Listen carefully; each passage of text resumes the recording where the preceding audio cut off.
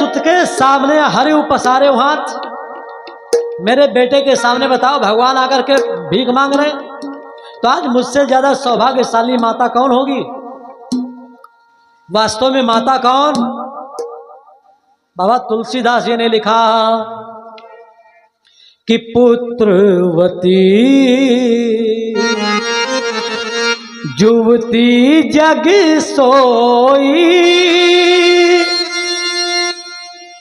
रघुबर भगत जासु सुत होई, पुत्रवती।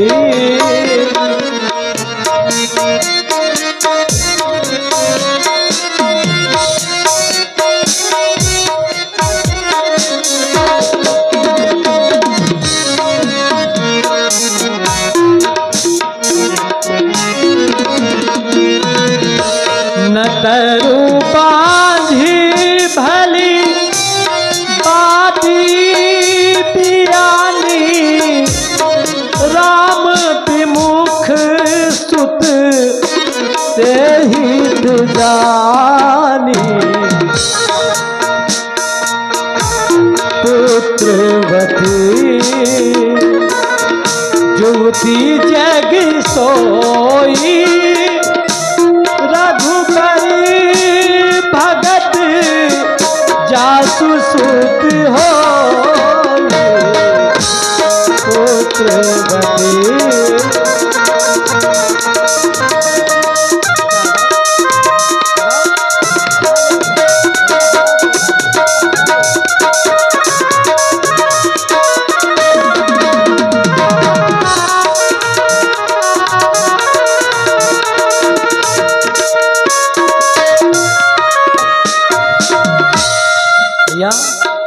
पुत्रवती माता कौन? पुत्रवती जुवती जग सोई, रघुवर भगत जासु सुत होई। पुत्रवती माता कौन? बोले जिसका पुत्र भगवान का भक्त हो जाए वो। आज मैं कितनी सौभाग्यशाली हूं जो मेरे बेटे के समक्ष आकर के, और ये भी आज हमारे जो भैया परीक्षित जी हैं कि सुपुत्र जी भैया श्री श्याम जी, जिनकी हम कथा कह रहे हैं। अच्छा, हमें और कुछ कहना भी नहीं है ना, ये तो श्याम जी की कथा कहें या इनके बेटे ध्रुव की कथा कहें। आपने ध्रुव की भी कथा सुनी और श्याम जी की तो कथा प्रतिदिन सुन ही रहे हो। और जी पिताजी का नाम ले लें तो आप भी सभी लोग प्रेम से सुन ही रहे हो। और नारायण का नाम ले लें तो उन्हीं की कथा है सब कुछ। ऐसे सुंदर परीक्षित, ऐसी सुंदर संतान, इतनी सुंदर बहू रानी, और इतनी सुंदर नाती है ना, नाती और पोता वाले हमारे परीक्षित जी, और साथ में इनके द्वारा अंग वस्त्र प्रदान, अंगवस्त्र के साथ साथ हिरण्यगर्भ दक्षिणा भी। भगवान के चरणों में आज भगवान कृष्ण कन्हैया का जन्मदिन है, उसी की खुशी में सारे कार्यक्रम हो रहे हैं। मैं आपसे निवेदन कर रहा था, जिस समय पर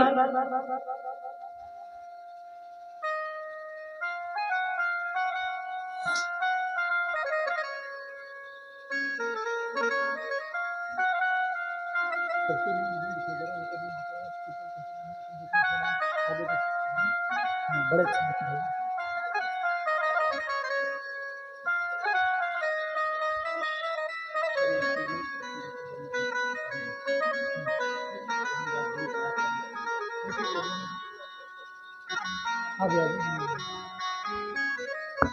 भगवान कृष्ण कन्हैया का जो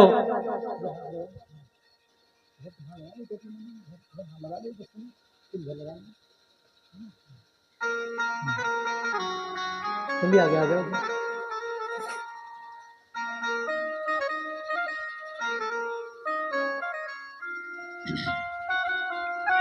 बोले कन्हैया लाल की जय। आज भगवान कृष्ण कन्हैया का जी का जन्मदिन है, 9:30 बजे वो मनाया जाना है। और उसी के बीच में जितनी कथाएं हो सकती हैं वो सारी की सारी कथाएं शीघ्रता के साथ हम लोग श्रवण करेंगे। और जो उदय राजकमल जी हैं उनका भी स्वागत हमारे भैया श्री श्याम जी के द्वारा हो रहा है। अंगवस्त्र प्रदान किया गया, हिरण्यगर्भ दक्षिणा भी दी गई और सबका सम्मान उन्होंने किया है, ये अच्छी बात है। और ये स्वागत सम्मान आप सबकी ओर से है, केवल इन्हीं की ओर से नहीं। तो अपने लिए भी जरा आप सभी लोग जब कोई सम्मान करें, माल्यार्पण करें, कोई वस्त्र पहनावे, तो आप सभी लोग भी समझ लो हम ही सम्मान करें। तो जोरदार ढंग से तालियां बजाएं सभी लोग। और तालियां बजाने के बाद स्वागत, ये आपके द्वारा भी स्वागत हो रहा है, सम्मान हो रहा है। ऐसा मत सोचिए हम लोग यहां तक नहीं पहुंच पा रहे हैं, ये जो पहुंच रहे हैं वो आप ही के द्वारा, आप सबकी सद्भावनाएं उसमें जुड़ी हुई हैं, आपके द्वारा स्वागत हो रहा है।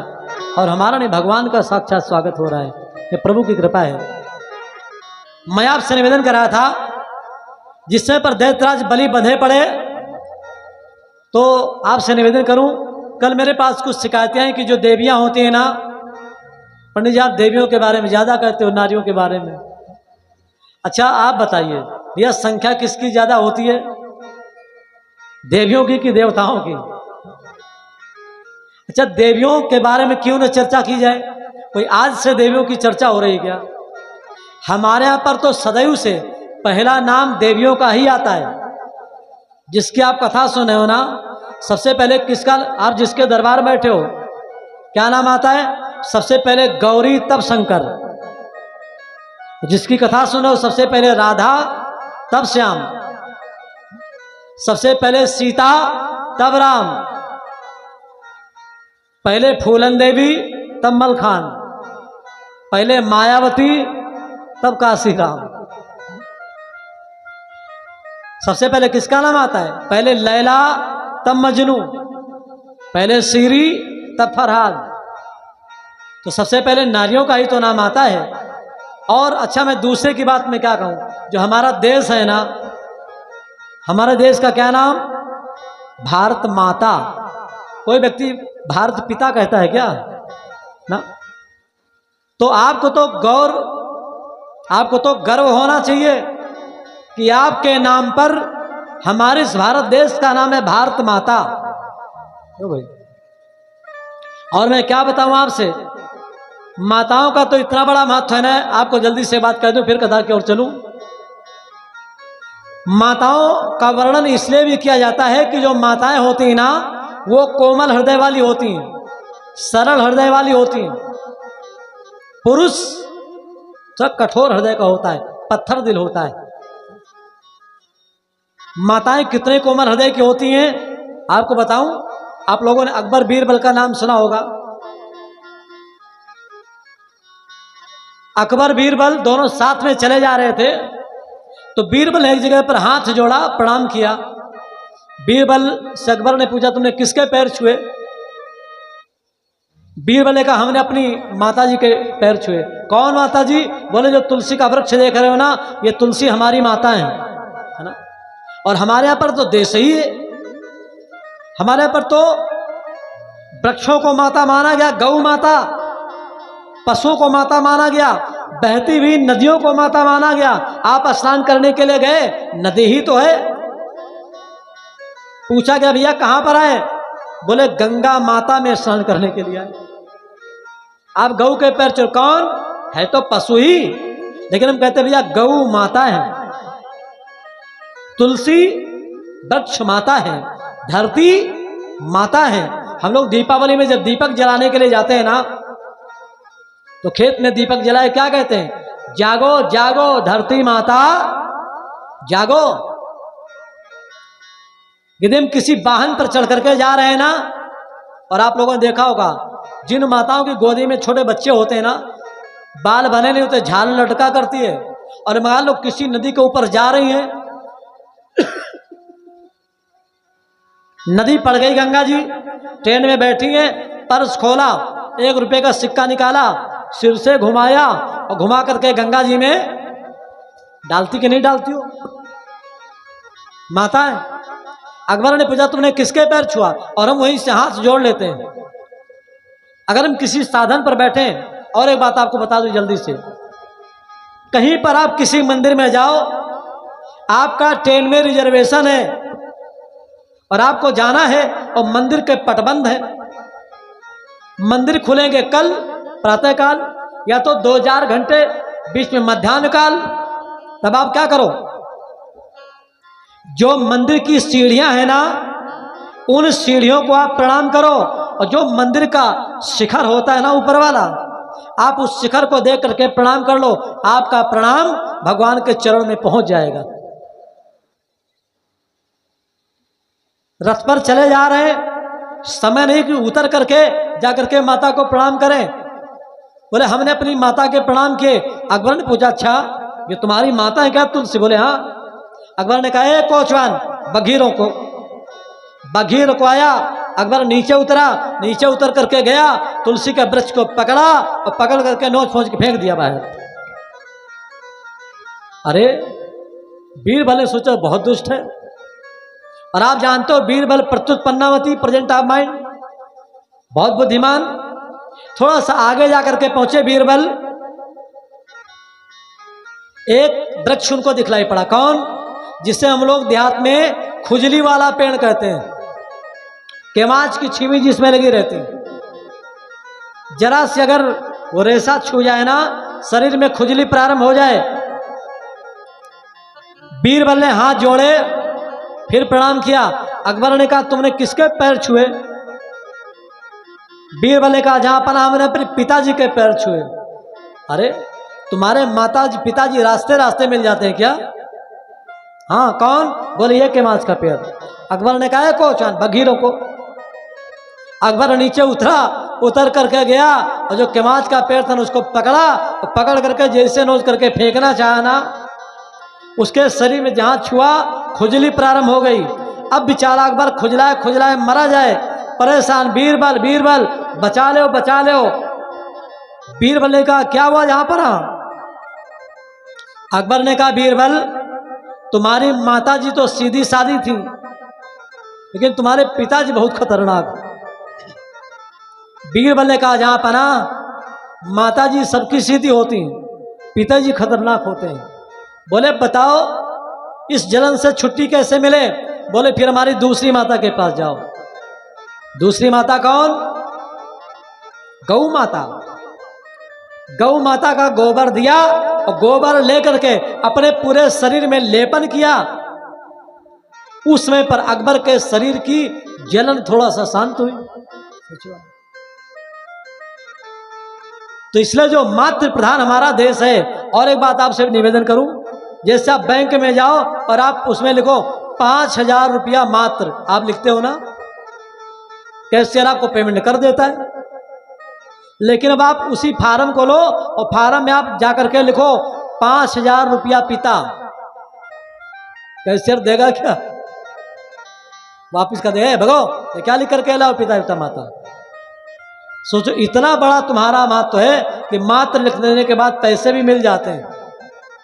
तो माताओं के विषय में तो चर्चा किया करना ही चाहिए। सोचो आप, आज उसमें पर उन्होंने दैत्यराज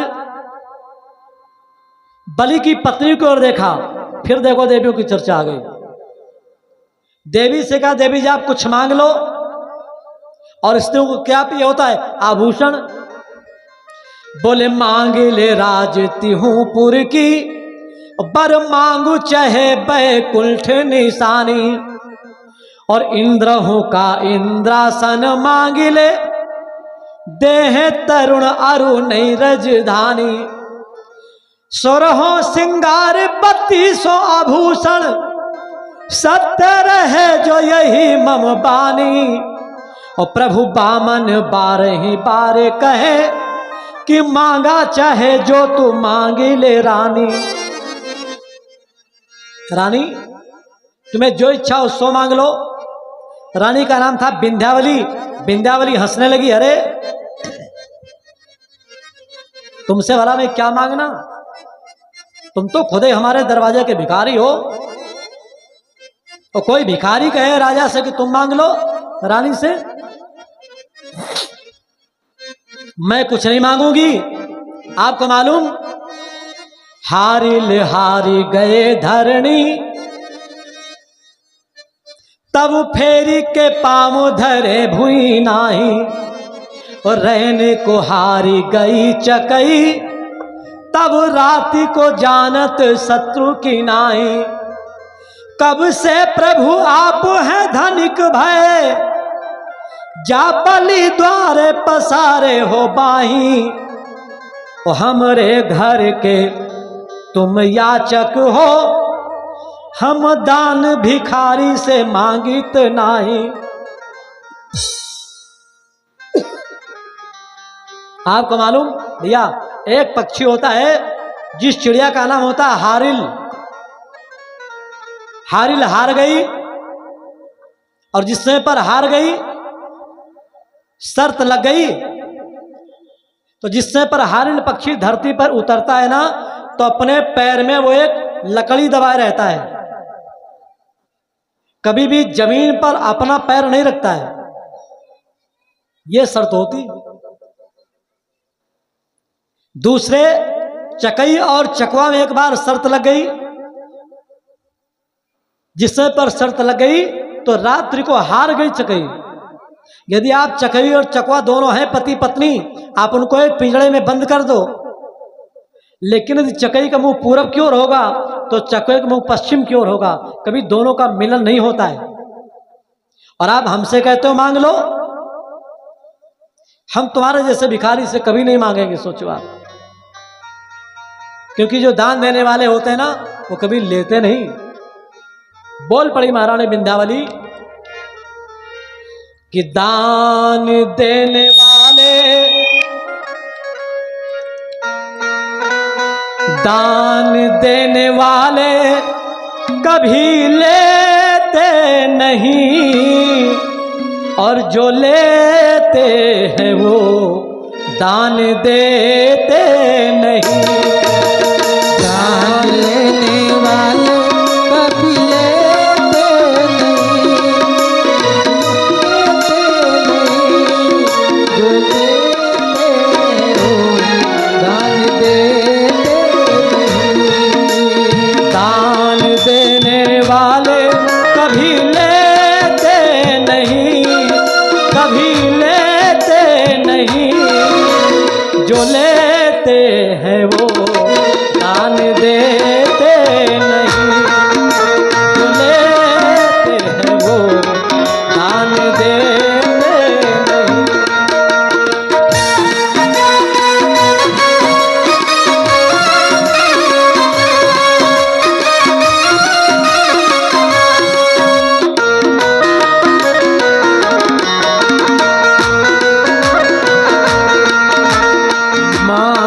करने वाले, मान करने वाले अपमान करते नहीं, कभी करते नहीं, जो करते हैं सम्मान करते नहीं, जो करते हैं वो मान करते नहीं।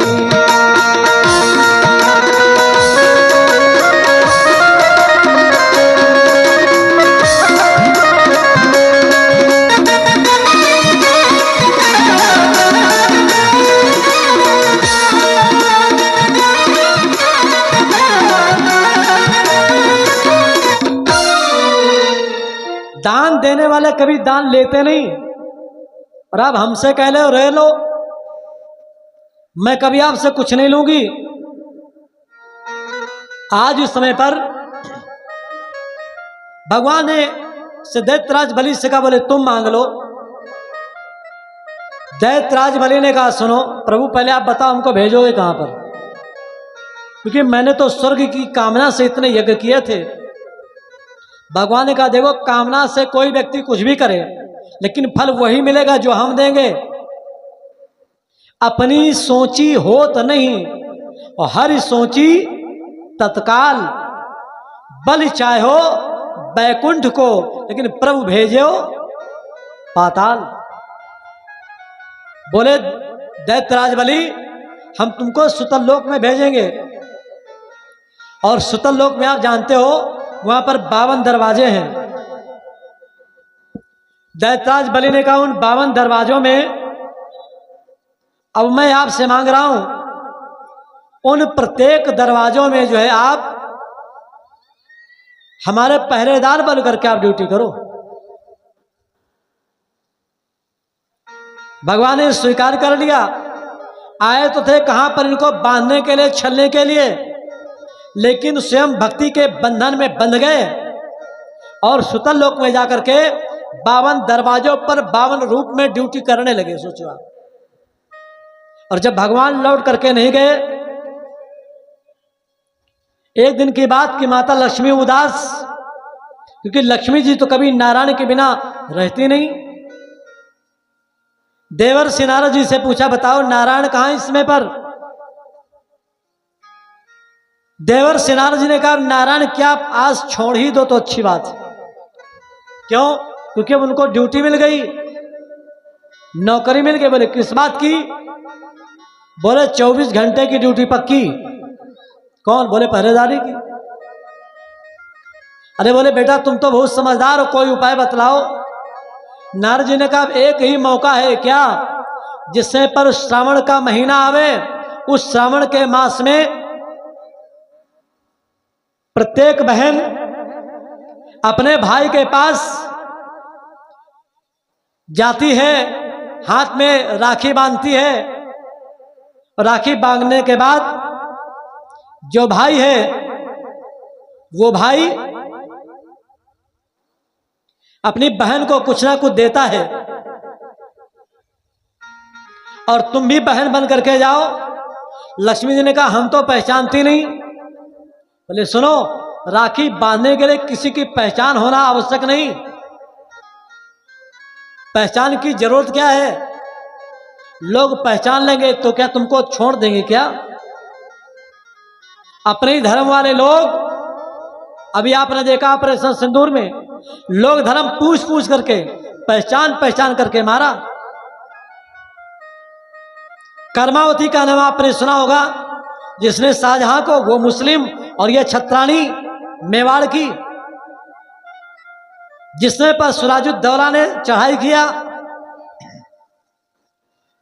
इसने एक राखी लिया, राखी लेकर के भेज दिया। मुस्लिम शासक वहां से चल पड़ा। यद्यपि उस समय पर वो कुछ कर नहीं सका।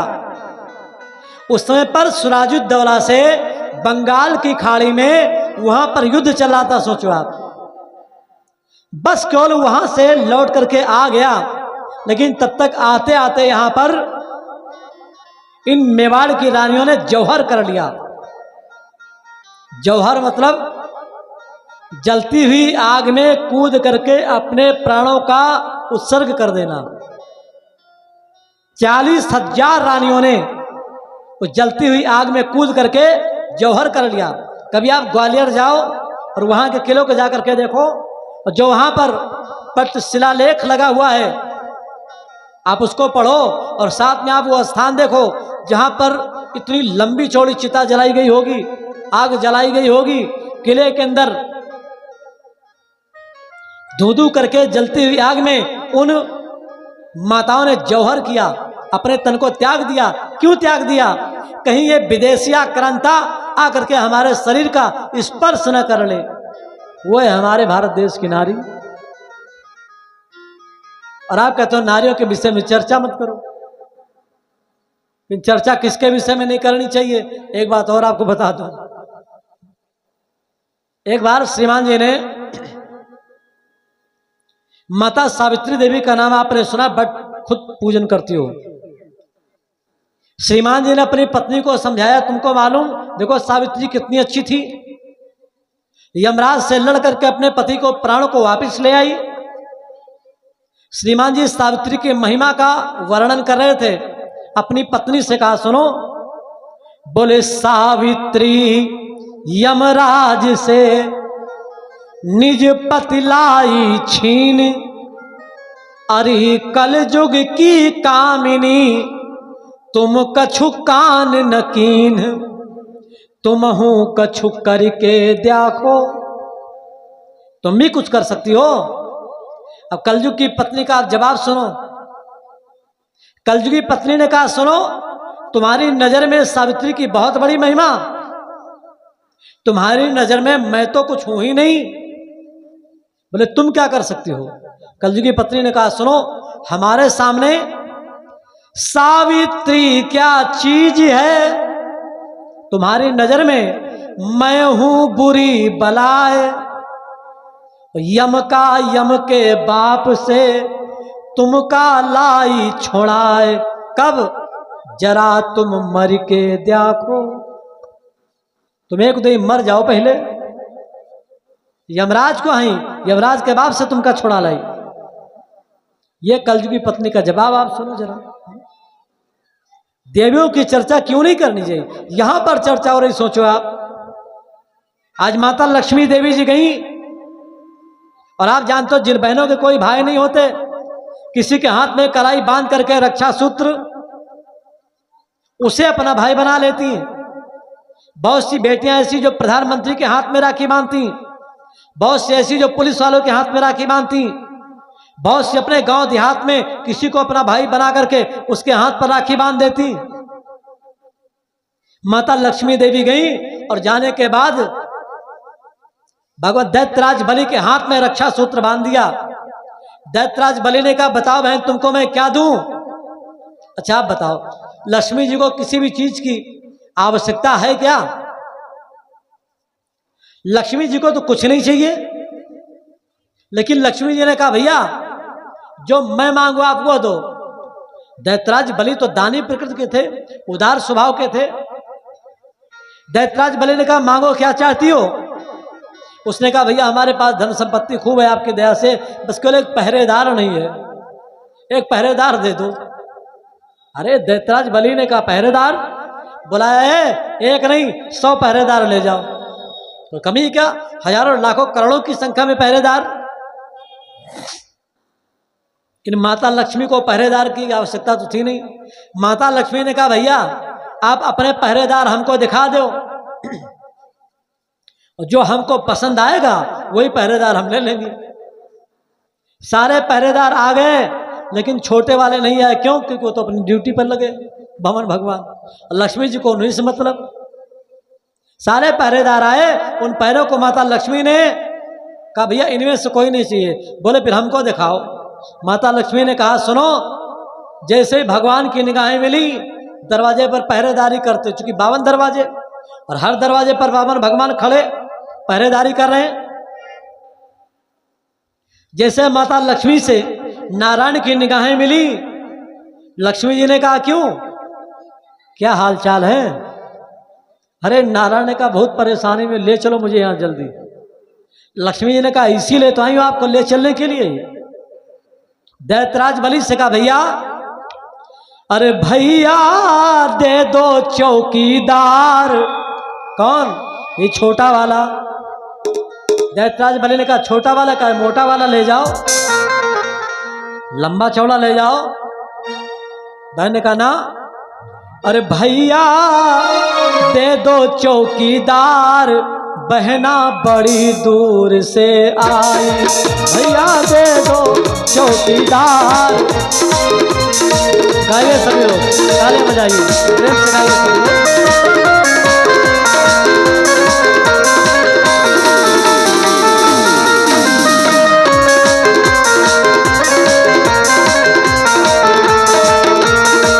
बहना बड़ी दूर से आई, बहना बड़ी दूर से आई।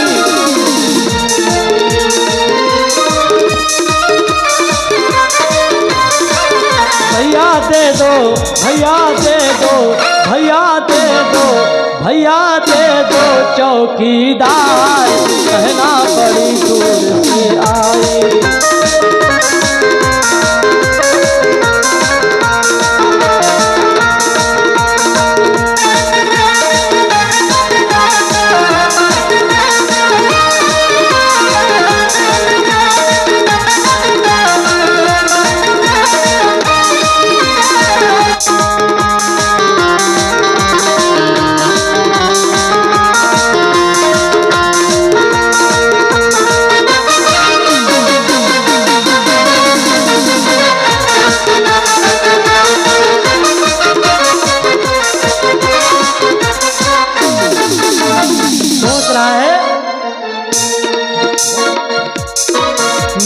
राम मिली ना माया, वो सिर धुन धुन पछताया। नहीं राम मिले नहीं, नहीं राम मिले ना माया, वो सिर धुन धुन पछताया। दोनों कर रहे बंटा धार, बहना बड़ी दूर से आई। भैया देखो पौधेदार, बहना बड़ी दूर से आई।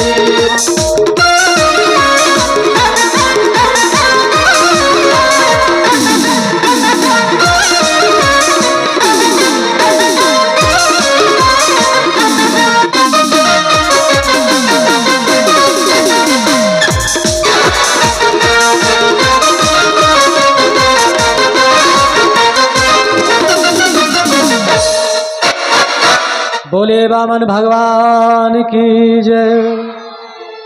आज जैसे उसने कहा भैया हमको छोटा वाला पहरेदार चाहिए, दैत्यराज बलि ने कहा छोटा वाला पहरेदार, अरे उसका दिमाग चकरा गया, ये कौन?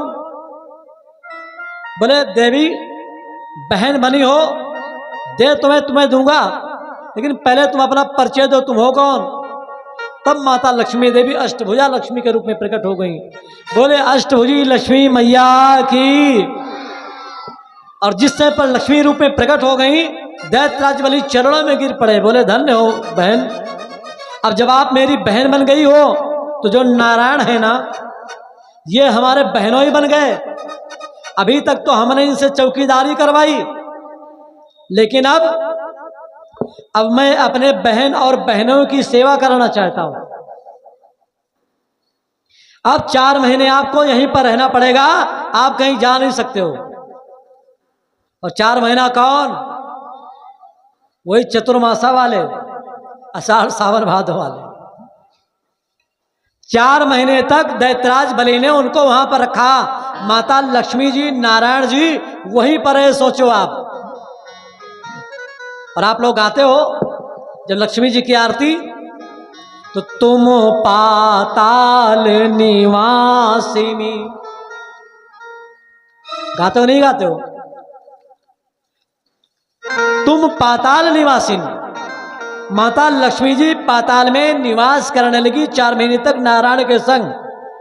और जब 4 महीने तक उसने अपनी बहन और बहनों की सेवा कर लिया ना, जब जाने का नंबर आया, भगवान ने कहा दैत्यराज बलि हमने तुमसे 3 पैग पृथ्वी मांगा है ना, इसलिए मैं तुम्हें वरदान दे करके जा रहा हूं। दीपावली के समय पर जो 3 दिन होते हैं ना, उन 3 दिनों में धरती के ऊपर व्यक्ति कोई भी कार्य करेगा, वो सारा का सारा पुण्य का फल तुमको मिलेगा। कौन? चतुर्दशी, अमावस्या, प्रतिपदा, 3 पैग पृथ्वी मांगी, तो धरती के ऊपर जो 3 दिन कर्म होगा ना, वो सारा का सारा कर्म का फल तुमको मिलेगा। ऐसा वरदान देने के बाद भगवान वहां से चल रहे हैं। कितनी सुंदर पहरेदारी, क्या सोचो आप। अच्छा, भगवान तो वहां पर पहरेदारी कर रहे हैं, लेकिन आप बताइए यहां पर भी कोई पहरेदारी चल रही क्या? यहां पर कौन सी पहरेदारी चल रही है?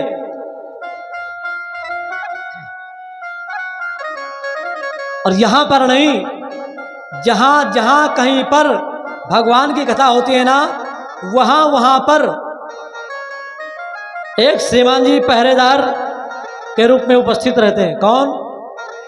श्री हनुमान जी महाराज। वहां पर बलि के 52 दरवाजों पर बामन का पहरा रहता है, और होती है जहां पर श्याम कथा, या होती है जहां पर राम कथा, तो हनुमान का पहरा होता है, होती है जहां पर राम कथा।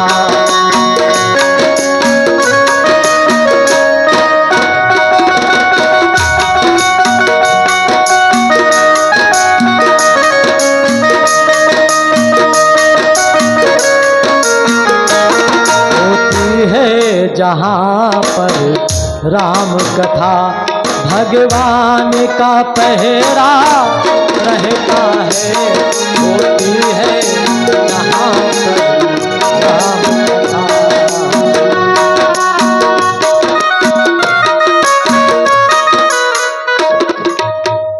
जहां पर कथा होती है वहां पर श्री हनुमान जी महाराज किसी न किसी रूप में उपस्थित रहते ही रहते हैं। यहां पर भी हनुमान जी महाराज उपस्थित हैं। आज पहरेदारी से भगवान को मुक्ति मिल गई। जो स्वयं बांधने के लिए गए थे स्वयं बंधन में बंध गए। इतना बड़ा काम उन्होंने किया, 3 पैग में सब कुछ नाप लिया, लेकिन नाम क्या पड़ा? 3 पैग वसुधा करी तऊ बावनो नाम। 3 पैग में सारी पृथ्वी को नाप लिया, लेकिन फिर भी नाम क्या पड़ा? बामन। बामन अंगुल के। अच्छा, नाम क्यों पड़ा बामन? देखो, जिस समय पर आप दुनिया में किसी के सामने आप जाकर के हाथ फैला दोगे ना, उसी दिन आप छोटे बन जाते हो। इसलिए कभी भी आप, हमारे यहां पर तो लिखा गया है, कभी भी अपने बाप से भी मत मांगो। मंगिबो भलो न बाप से जो विधि राखे टेक। अपने बाप से भी मत मांगो। लेकिन आजकल मांगने वाले लोग कैसे कैसे हो गए। कोई व्यक्ति तंबाकू बना रहा है ना, बस केवल पीट दे, भैया हम भी हाथ फैलाए खड़े, बताओ बेचारे। मांगने का अधिकार केवल एकमात्र बटू का है, ब्रह्मचारी का, किसी दूसरे का नहीं। लेकिन आज संसार में जिससे देखो वही हाथ फैलाए खड़ा, लाओ भैया कुछ दे दो। तुलसीदास जी ने लिखा, बोले अब तो जाति कुजाति भय मंगता। मांगने का अधिकार किसका? केवल बटू का, ब्रह्मचारी का। जानते हो, हमारे यहां पर अपने घर में भोजन बनाने के बाद एक भोजन का थाल रख दिया जाता था बाहर निकाल करके, तब लोग खाते थे। क्यों? क्योंकि किसी के घर से निकला हुआ ब्रह्मचारी पढ़ने के लिए गुरुकुल जा रहा है, बनारस जा रहा है, हरिद्वार जा रहा है, तक्षशिला जा रहा है, और कब आ जाए, कब भिक्षा मांग बैठे। तो जिस तरीके से आप किसी के बेटे को भोजन कराती थी ना, उसी प्रकार से जब तुम्हारा बेटा जनेऊ हो जाने के बाद पढ़ने के लिए जाता था, तो जिसके कान में आवाज पड़ती वही माता भोजन लेकर के उसको खिलाती थी। आजकल थोड़े के जन्म हो जाए बेटा, पहले तो जन्म होना ही नहीं, करना ही नहीं, और अगर शादी ना होए ना, दिन में जन्म कर लेंगे, रात में तिलक कर लेंगे। कई बार सोचा करो, फिर भी सोचा हुआ होता ही नहीं। हम लाख चाहते हैं कि जन्म हो जाए, लाख चाहते हैं कि हो जाए। अच्छा, कुछ जरूरी काम है ना, हमारे यहाँ पर कुछ जरूरी काम है जो करना चाहिए, लेकिन लोग नहीं कर पाते। लेकिन जो बहुत ही जरूरी काम है, जैसे शादी है, संस्कार है, 16 संस्कार, और कोई हो चाहे ना हो, लेकिन गर्भाधान संस्कार होगा ही होगा, शादी होगी होगी, मरण संस्कार होगा ही होगा। सोचो, ये तो लोगों का बस चले तो इनको भी बंद कर दे। सोचो, आइए जल्दी से मैं उस कथा की ओर चलूं जहां के लिए मैं निर्देशित किया गया हूं। और वो समय आ रहा है भगवान कृष्ण कन्हैया के प्राकट्य का, लेकिन उसके पहले सुखदेव जी महाराज ने कृष्ण कथा कहने के पहले उन्होंने भैया राम कथा कही। क्यों राम कथा कही? राम कथा इसलिए कही क्योंकि राम जी का चरित्र है और कृष्ण कन्हैया की रास लीला है। हमारी बुद्धि इतनी दूषित है ना, इतनी वासना से युक्त है ना, हम अपने ही भांति भगवान को भी समझने लगते। सोचो, यद्यपि जिस समय पर भगवान ने रास लीला रचाया, बड़े बड़े ऋषि मुनि लोग हजारों की, लाखों की, करोड़ों की संख्या में आए, और आयु कितनी थी? मात्र 7.5 वर्ष की। सोचो आप, क्या उनके अंदर काम की भावना हो सकती? अभी आप याद कीजिए, 10, 20, 40, 50 वर्ष पहले 10-10 वर्ष के बच्चे नंगे घूमा करते थे, नग्न दिगंबर वेश में। लेकिन आज की व्यवस्था, आजकल तो बस केवल लड़का पैदा हुए, चाहे लड़का चाहे लड़की, पैदा हुआ नहीं, पहले उनका पट्टी वट्टी पहना के तैयार। कौन? अच्छा, नाम कितना बढ़िया, हगिस। पता नहीं हगिस कि नहीं हगिस, पहना पहले तैयार। सोचो, पेट से निकलते ही क्या सोचो अब व्यवस्थाएं हैं। अरे कम से कम उसे 4-6 साल तक उसे ऐसे रहने दीजिए, उसे मिट्टी में बढ़िया घूमने दीजिए, हंसने खेलने दीजिए, कूदने दीजिए, उसका शरीर मजबूत होने दीजिए। मैं आपसे बताऊं, कई बार जब शहरों में जाता हूं कार्यक्रम करने के, मैं देखता हूं जो बड़े बड़े लोग हैं, 1 बीघा का जो ऊपर छत है ना, उसी बीघे में उन्होंने आधे बीघे में मिट्टी मंगवा करके आधी टाली डलवा रखी। उसी मिट्टी के ऊपर उन्होंने 2 किलो हल्दी डलवा रखी मिट्टी में मिलवा करके, और हल्दी मिलवाने के बाद उसी में 5 किलो माठा मिलवा देते हैं, और उसके बाद अपने बच्चे को ले जा करके उसी में छोड़ देते हैं, बेटा तुम इसी में माटी में बढ़िया घूमो फिरो, तब बेटा मजबूत होता है। आज के जैसे थोड़े के बस जरा सा पहने नहीं, और लड़के उनसे ज्यादा एडवांस।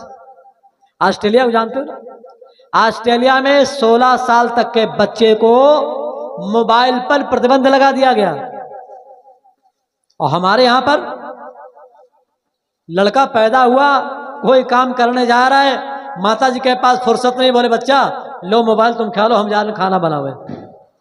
उचित है क्या? लड़के उनसे ज्यादा एडवांस।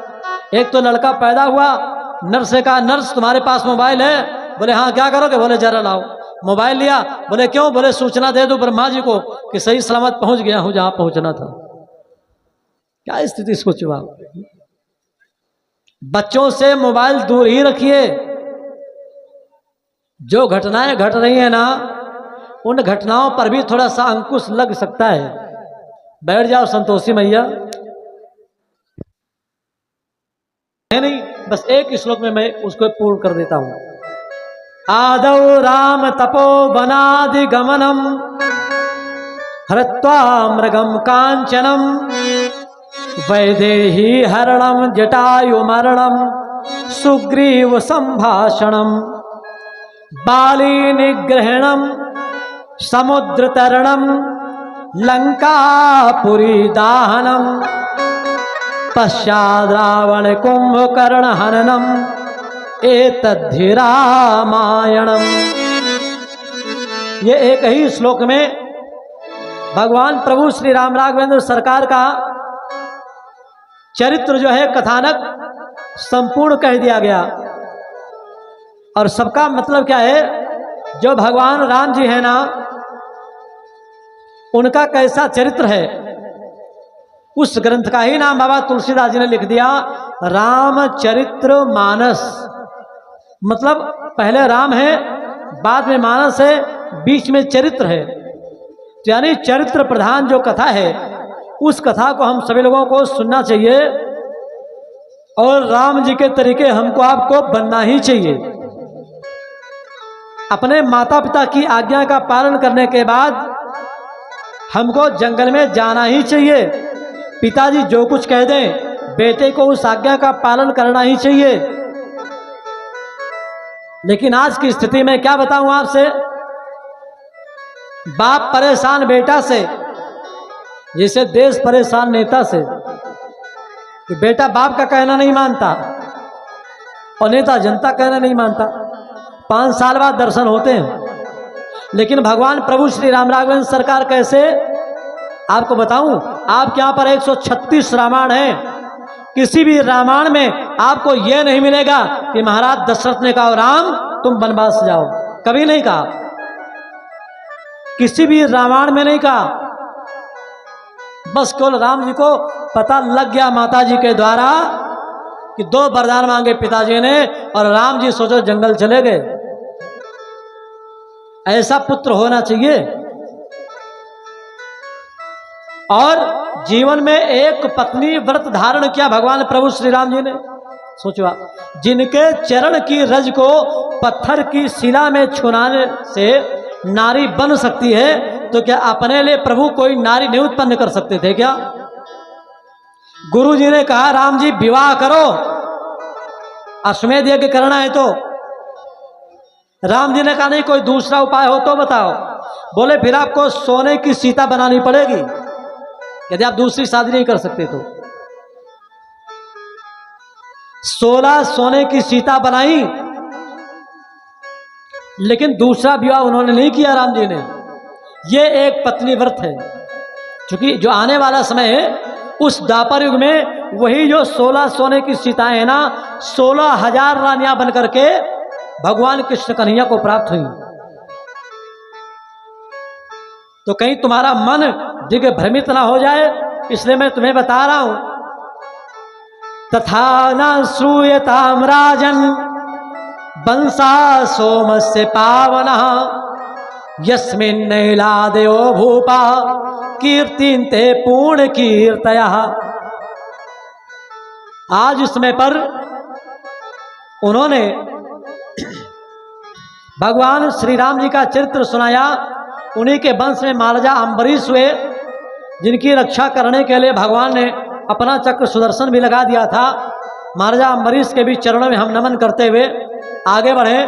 अम्बरीश की भी कथा प्राप्त होती है। इसके बाद पुरु वंश का वर्णन प्राप्त होता है, जहां पर महाराजा भरतवंश में एक से एक प्रतापी राजा हो गए। जहां पर राजा रंतदेव जी प्रकट हुए, इनको 39 दिन तक भोजन नहीं प्राप्त हुआ, उसकी भी कथा प्राप्त होती है। इसके बाद आओ मैं सीधे से चल रहा हूं उस वंश की ओर जिस वंश में भगवान कृष्ण कन्हैया ने जन्म लिया, जिस पर प्रभु प्रकट हुए। महाराजा